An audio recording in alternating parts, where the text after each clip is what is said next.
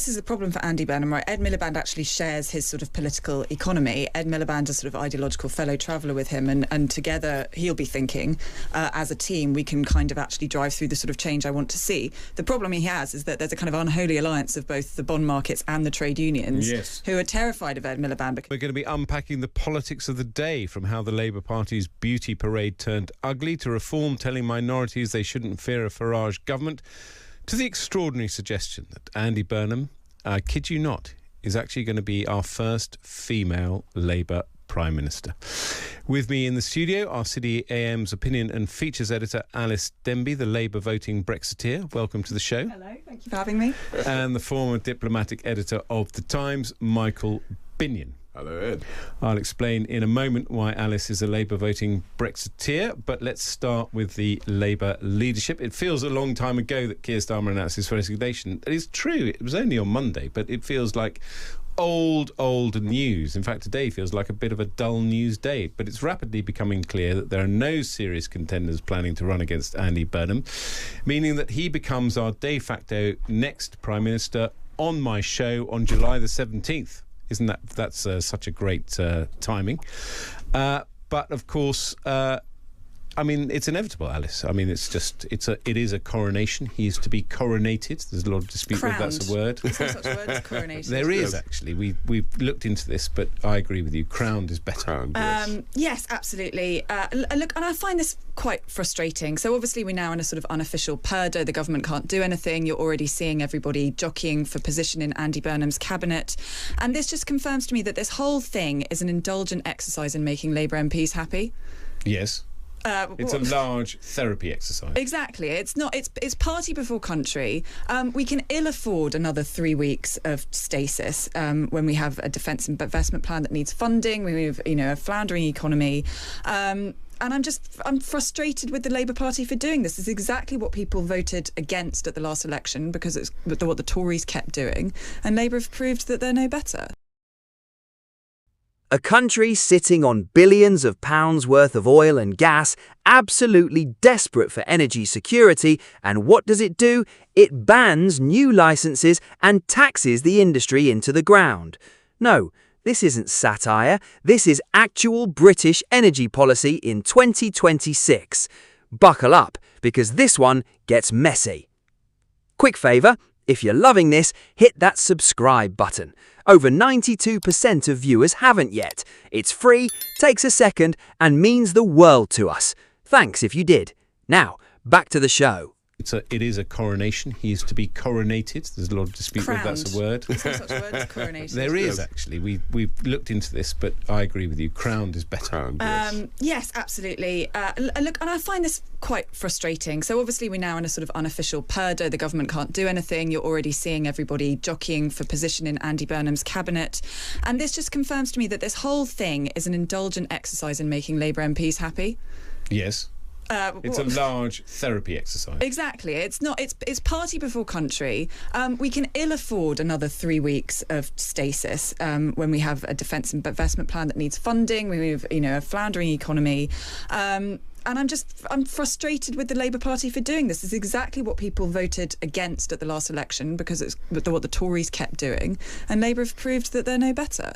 I know, it's interesting. The other thing is that, whatever you think of this government, there are some sort of good news stories emerging, particularly on things like immigration and sending asylum seekers back home and getting them out of hotels have all been kind of emerging today. The interesting thing for me, Michael, is that the man who is to be coronated has gone dark. I mean, we haven't heard a thing from him all week. Not a thing. He's not given a policy announcement. He's not outlined a programme. He's not even suggested which direction he's going to take the country, apart from getting it going again, which, of course, inevitably means, just carry on and do what you can. We don't know. We don't know anything about his foreign policy. I mean, Keir Starmer's caretaker Prime Minister is going to be representing Britain still at the crucial NATO summit in Turkey in a few days' time. We don't know whether he's going to be able to present a credible British defence spending plan or not, because they're meant to agree one that nobody seems to agree with. We don't know anything of what's going to happen, and Andy Burnham is sitting there like a sort of wise man in his castle, just selecting his both his victims and his choice anointed. And we'll see whether the key thing is, who will he pick for Chancellor? That's the key appointment. And of course, already we're having a massive row about everyone saying, will Miliband get it? And if he does, will that be a disaster or not? So we're having this kind of phony battle going on. What do you think? I don't really think he's the right guy. On the other hand, he's a powerful man with powerful authority, and you need somebody who can take decisions and stick to them. I think he's pretty business unfriendly, and that's the danger. And if he sticks to an absolutely obsessive accent on net zero, I mean, he's not going to be allowed to do that if he becomes Chancellor.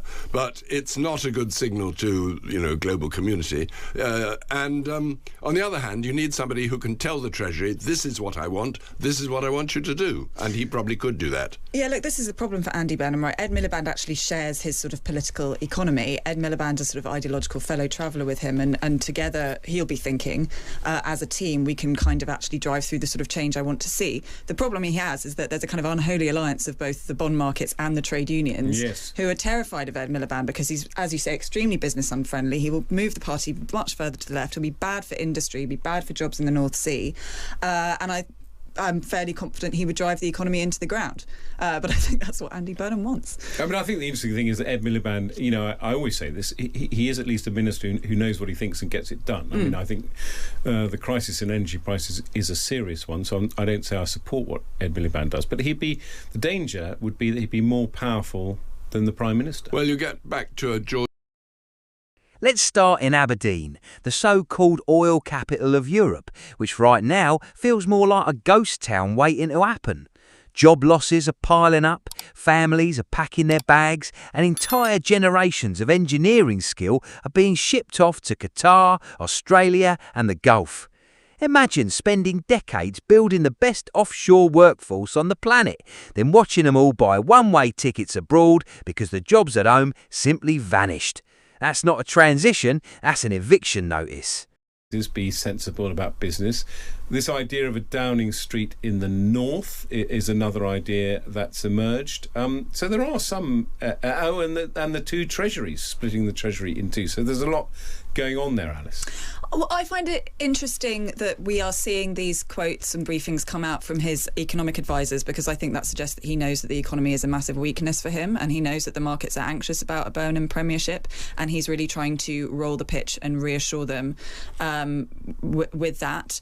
This idea of moving Downing Street to the north is just ridiculous. It's a waste of time. It's a just completely superficial exercise in pleasing his base. Civil servants need to be near each other in Whitehall and Downing Street. If there's an emergency, you need to be near your colleagues so you can respond. Disruptive, pointless. I mean, we've seen the whole circus with the European Parliament of moving itself to Strasbourg. It's absurd. Yes, that's a bit of a slam dunk, actually. I was going to try and fight back, but I don't think I can. Weren't you, as a lord, likely to go and sit somewhere at one point? There was a suggestion you should all go off to York, or was it Manchester? Yeah. Where were you going to go and sit? Not in the Lords, somewhere else. It was Michael Gove being irritated. When he was a cabinet minister, he started banding it about that we'd all move to York. York, yes, that's right. He's an idiot, and he's ostracised in the House of Lords as a result. Oh, dear. Nobody speaks well, to he this. can go to York, and everyone else is staying in London. Nobody speaks to him. Yeah. But the whips have given him an office in York. But what do you think about this idea of two treasuries, Mike? Well, that's quite interesting. I mean, we were talking about George Brown. That was his idea. Well, it was the idea when he was Minister for Economic Affairs, I think it was, Secretary or Minister for Economic Affairs. There was a Department of Economic Affairs, and it was quite a good idea. It's sort of like the German model, where you have a Ministry of Finance, which looks after sort of taxes and revenue and all that, and you have a Ministry of Economics, which is in charge of, all the other issues, business, growing the country, overall economy, all that. And it would sort of take over some of the work of Department of Business or whatever they keep calling them. They keep changing names. But splitting it is also a means of stopping an absolute dictatorship by the mandarins in the Treasury, who can more or less tell any minister what they have to do because they know what the figures are and ministers rarely do. But I think the Treasury would counter. Here's where it gets properly absurd. The government banned new North Sea licenses while Norway, just a few hundred miles away, went the opposite direction and issued more. Same sea, same oil, completely different strategy. It's like two neighbours arguing over a shared garden, and one decides to concrete over his vegetable patch while the other one's harvesting tomatoes. What's genuinely surprising is who's saying this needs fixing. Conservatives, Labour backbenchers, trade unions and industry leaders all singing from the same hymn sheet for once. Nobody's asking for oil and gas forever. They're asking for a transition that doesn't torch the ladder on the way up. Because right now, Britain isn't choosing between oil and green energy, it's just losing both. And that's a peculiar way to run an energy strategy. Thanks so much for watching. We will catch you in the next one.